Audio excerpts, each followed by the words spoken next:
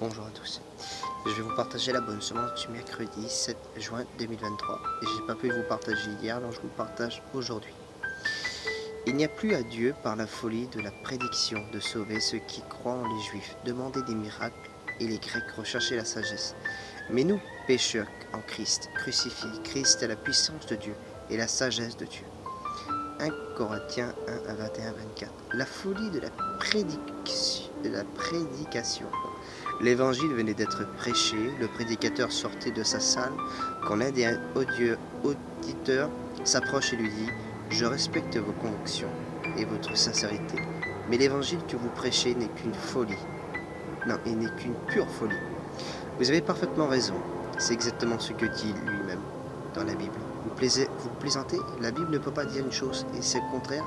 Tout dépend à qui elle s'adresse. Écoutez, je lis avec vous ce texte dans l'autre lettre à Paul, aux Corinthiens. La parole de la croix est une folie pour ceux qui périssent, mais pour nous qui obtenons le salut, elle est la puissance de Dieu. Vous voyez, la parole de Dieu est comme un faisceau de lumière pure, pénétrante, qui atteint notre être intérieur dans mon cœur. Elle est puissance dans ma vie, dans la lumière de l'autre folie. C'est la même lumière divine qui agit, mais sur deux supports différents. Elle permet de vérifier si nous avons une vraie relation avec Dieu ou non. Question essentielle, urgente, à régler. Demain ne nous appartient pas. Mais encore un mot, cher ami. Dieu vous aime. Lisez particulièrement l'évangile de Jean. Le prédicateur s'est allé, mais son interlocuteur l'arrête. Vous croyez que Dieu aime tous les hommes? Je veux bien lire encore avec vous un verset justement.